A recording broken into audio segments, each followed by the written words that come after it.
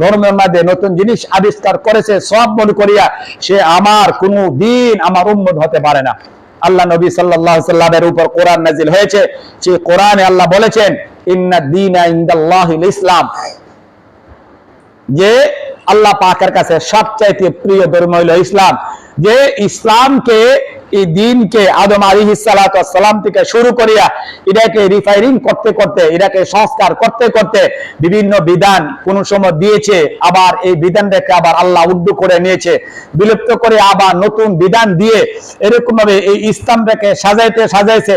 যেমন দেখেন আমরা একটা যখন ঘর উঠাই, এই ঘরটা কোনো সময় একটা কাজ করি, যখন ঘরটা সুন্দর হয় নাই, আবার ওই জায়গার ওই দরজাটাকে ভাঙ্গা বা জানালাকে ভাঙ্গা আবার নতুন করে আবার জানালা হয়তো ছোট করি বা আবার বড় করি, আবার এটাকে কি করে কোনো সময় বন্ধ করে দেয়। ঠিক তদ্রূপ ভাবে আল্লাহ পাক এই দিন দিয়া দুনিয়াতে প্রত্যেকটা নবীদেরকে পাঠাইছে, কিন্তু প্রত্যেকটা নবী শরীয়ত কি ছিল না, এক ছিল না, ভিন্ন ভিন্ন ছিল।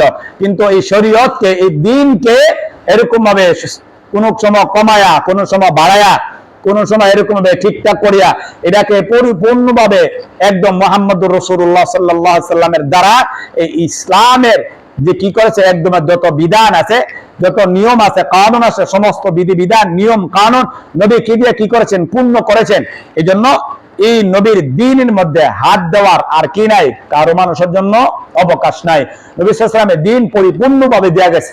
এই দ্বীনের মধ্যে কোনো ব্যক্তিগতভাবে দ্বীনের উপরে হাত দেওয়া, যে আমি এটা করলে অসুবিধা কি, এটা করলে অসুবিধা কি, আমি তো এটা নবীর প্রেমই করেছি, আমি তো এটা আল্লাহ পাকের প্রেমই আমি করেছি, যে আসলে এই প্রেম আর এই ভালোবাসা, এই মন গড়া ভালোবাসার দ্বারা মানুষের দ্বীন, এই ইসলাম কি হয়ে যায়, বিকৃত হয়ে যায়। আর আস্তে আস্তে ইসলাম আসলে এরকম ভাবে বিকৃত হয়ে আসছে, মানুষ নিজেদের মতন নিজেরা ইসলাম ব্যবহার করতেছে নিজের স্বার্থের জন্য, দুনিয়াবী স্বার্থ উদ্ধার করার জন্য এই নবী সাল্লাল্লাহু আলাইহি ওয়াসাল্লামের দ্বীন ব্যবহার করে নিজেদের স্বার্থ উদ্ধার করতেছে, আর আমাদের নবীর দ্বীনকে 12টা বাজে দিচ্ছে।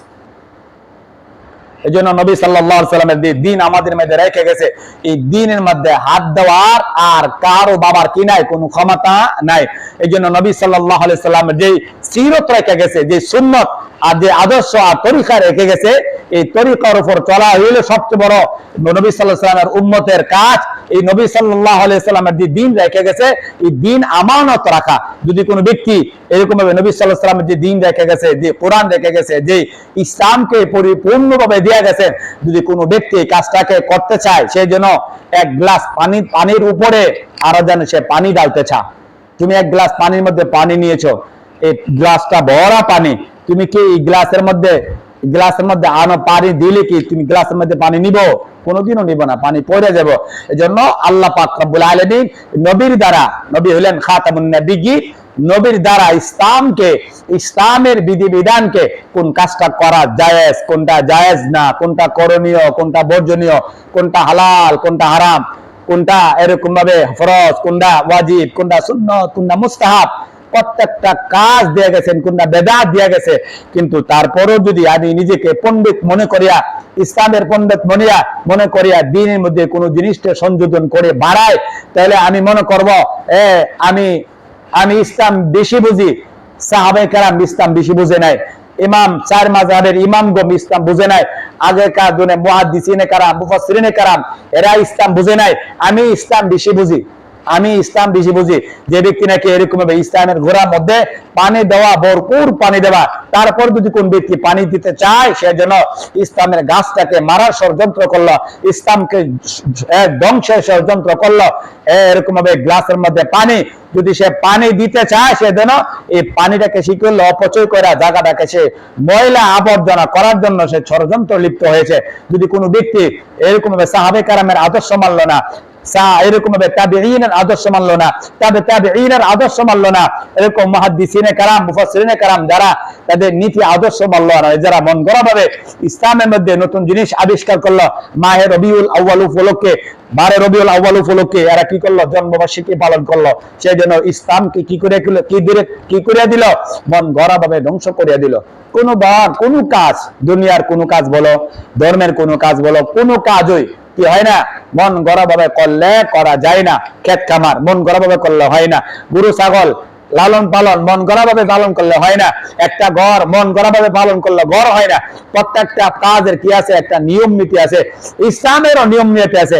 আমরা মূর্খ যারা আছি, আমরা অজ্ঞ মূর্খ, আমরা কোরআনের তাফসীর জানি না, কোরআনের ব্যাখ্যা জানি না, হাদিসের ব্যাখ্যা জানি না, হাদিসের গ্রামার পড়ি নাই, আরবি গ্রামার পড়ি নাই, আরবি ব্যাকরণ পড়ি নাই, ইলমুল মানি শিখি নাই, আরবি সাহিত্য কথা শিখি নাই, কোনো কিছু শিখছি না। না শিক্ষা মন করা, স্কুলে পড়াশোনা করেছি, আমি এরকম মাদ্রাসার বারিন্দা পর্যন্ত যাই নাই, আমি ইসলামকে নাক গলে আজকে আমি ইসলামকে এরকম 12টা বাজায় দিয়েছি যে করলে অসুবিধা কি, আমার দলিল করলে অসুবিধা কি, এরকম ভাবে সওয়াবের কাজ মনে করে আমি করতেছি, আপনারা বাধা দেন কেন? আরে আমরা বাধা দিই এই জন্য যে এটা সওয়াবের কাজ না, এটা ইসলামকে নেক্সট শুরুতে শয়তান তোমাকে দিয়া ইসলামকে ধ্বংসের একটা ষড়যন্ত্র তোমাকে এর মধ্যে লাগাইছে। এই জন্য 12 রবিউল আউয়াল নবী সাল্লাল্লাহু আলাইহি ওয়াসাল্লামের জন্মবার্ষিকী না। নবী সাল্লাল্লাহু আলাইহি ওয়াসাল্লামের জন্মবার্ষিকী অনেকে বলে 8 তারিখ, অনেকে বলে 9 তারিখ, অনেকে বলে 10 তারিখ, অনেকে বলে 18 তারিখ। আসলে নবী সাল্লাল্লাহু আলাইহি ওয়াসাল্লামের জন্মবার্ষিকী এই ইখতিলাফ হওয়ার মূল কারণ হলো নবী সাল্লাল্লাহু আলাইহি ওয়াসাল্লামের জন্মবার্ষিকী কি করে নাই, কেউ লেখা রাখে নাই। যদি এর মধ্যে কোনো কল্যাণ থাকতো, বরকত থাকতো, রহমত থাকতো, তাহলে অবশ্যই এরা লেখা রাখতেন। কিন্তু 12 রবিউল আউয়াল নবী সাল্লাল্লাহু আলাইহি ওয়াসাল্লাম দুনিয়া থেকে ইন্তেকাল করেছেন, এটা নিশ্চিত, এটা শিওর, এটা ঐতিহাসিক কিতাবে লেখা আছে। নবী সাল্লাল্লাহু আলাইহি ওয়াসাল্লাম 12 রবিউল আউয়াল কি করেছে, মৃত্যুবরণ করেছে। তখন সাহাবায়ে কেরাম দুনিয়াতে 6 লক্ষ সাহাবায়ে কেরাম ছিল, এরা লেখা রাখছে নবী সাল্লাল্লাহু আলাইহি ওয়াসাল্লামের জন্মবার্ষিকী এখানে। কিন্তু এই মৃত্যুবার্ষিকী উপলক্ষে এর মধ্যে কোনো বরকত নাই, খায়ের নাই, এটা খায়ের বরকত নাই। কিন্তু নবী সাল্লাল্লাহু আলাইহি ওয়াসাল্লাম দুনিয়া থেকে কোন সময় বিদায় হয়েছে এটা লেখা রাখার জন্য, এটাকে স্মরণ থাকার জন্য এটা লেখা রাখছে। কিন্তু জন্মবার্ষিকী, মৃত্যুবার্ষিকী ইসলামে কি নাই, এটা কোনো বিধান না, এর মধ্যে কোনো কল্যাণ নাই, বরকত নাই, রহমত নাই, কোনো কিছু নাই। যদি থাকতেন সাহাবায়ে কেরাম পালন করতেন। 6 লক্ষ সাহাবায়ে কেরাম আমাদের চাইতে এরা কঠিন ইমানদার, আমাদের চাইতে এরা কোরআন বেশি বুঝতেন, আমাদের চাইতে এরা কোরআনের তাফসীর বেশি বুঝতেন, নবী সাল্লাল্লাহু আলাইহি ওয়াসাল্লামের হাদিস বেশি বুঝতেন। কিন্তু এরা পালন করছে না, আমরা যদি পালন করি তার মানে হলো আমরা তাদের চাইতে ইসলাম বেশি বুঝি, তাদের চাইতে আমরা হাদিস বেশি বুঝি, তাদের চাইতে আমরা কোরআনের তাফসীর আমরা বেশি বুঝি। এই জন্য যদি কোনো ব্যক্তি 12 রবিউল আউয়াল কি করে নবী সাল্লাল্লাহু আলাইহি ওয়াসাল্লামের জন্মবার্ষিকী পালন করে, তো কেমন দিন পালন করলো? যেই দিন নবী সাল্লাল্লাহু আলাইহি ওয়াসাল্লামের মৃত্যু নিশ্চিত।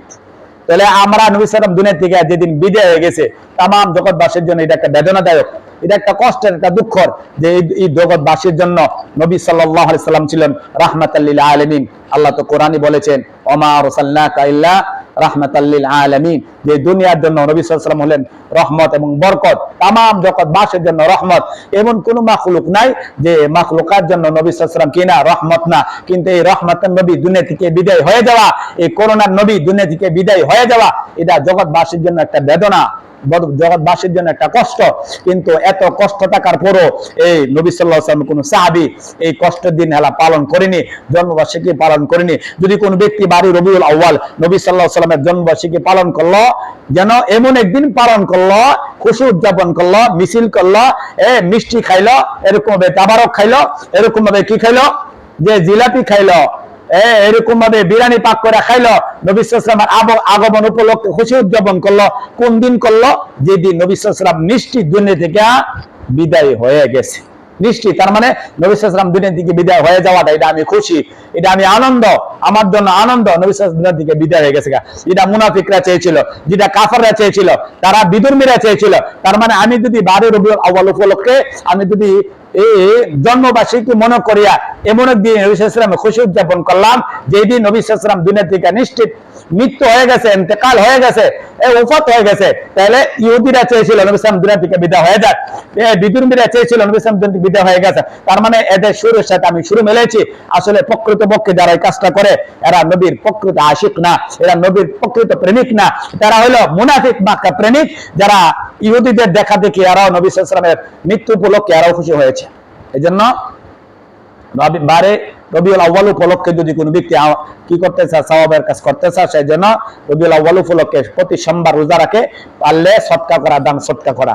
আল্লাহ আমাদেরকে প্রতি সোমবারে একটা করে রোজা রাখা, প্রতি বৃহস্পতিবারে একটা করে রোজা রাখা, এরকম রবিউল আউয়াল আসলে শুধু রবিউল আউয়ালে আমাদের নবী সাল্লাল্লাহু আলাইহি সাল্লামের আদর্শ, সুন্নাত, তরিকা, নবী সাল্লাল্লাহু আলাইহি সাল্লামের এরকম ভাবে দিন আর কোরআন আর ইসলাম শুধু রবিউল আউয়াল উপলক্ষে কিনা খাস না, যারা আশিক রাসূল, যারা নবীকে ভালোবাসে, আশিকের দোহাই দেয়, এরা দেখবে রবিউল আউয়াল আসলে জুসনু জুলুস মিলাদুন নবী এরকম ভাবে ফেস্টুন বেস্টুন লিয়া রেলিমিলি করিয়া গেট মিট টানায়া এরা কি করে আনন্দ ফুর্তি করে খ্রিস্টানদের মতন। এরকম ভাবে আমরা যারা নবীকে মহাব্বত করি, প্রকৃতপক্ষে নবীকে যারা আশিক, নবীর প্রকৃত প্রেমিক যারা, এরা নবী সাল্লাল্লাহু আলাইহি ওয়াসাল্লামের সুন্নাত বা আদর্শ তরিকাকে এরা রবিউল আউয়াল এই মাসেই কি করে না, এরা কাজ করে রাখে না। এরা সারা বৎসর, সারা দিন, সারা বৎসর, সারা দিন, সারা মুহূর্ত, একটা মুহূর্ত নাই যে মুহূর্তে নবী সাল্লাল্লাহু আলাইহি ওয়াসাল্লামের সুন্নাত নাই, আদর্শ নাই, তরিকা নাই, এমন একটা মুহূর্ত নাই যে মুহূর্তের মধ্যে নবী সাল্লাল্লাহু আলাইহি ওয়াসাল্লামের ভালোবাসা নাই। এই জন্য যারা নবীকে যারা এরকম ভাবে ধোঁকা দেয়, প্রতারণা করে, আর যারা আসল প্রেমিক, যারা নকল প্রেমিক, এই প্রেমিকরা রবিউল আউয়াল উপলক্ষে এরা সরকারি ভাবে হাজার হাজার টাকা আনিয়া এরা নিজেদের পেট ভরার জন্য, এরকম ভাবে দল ভারী করার জন্য এরা জুসনু জুলুস মিলাদুন নবী এরকম ইত্যাদি ইত্যাদি আয়োজন করে থাকে। আসলে দেখবেন এরা মিলাদুন নবী গান গায়, মিলাদুন নবী মিলাদুন নবী মিলাদুন নবী স্লোগান দেয় যে মিলাদুন নবী পালন করো, সিরাতুন নবী লাথি মারো, সিরাতুন নবী মিলাদুন নবী গ্রহণ করো, সিরাতুন নবীকে ছাড়িয়ে দাও, এরকম ভাবে লাথি মারো, এরকম ভাবে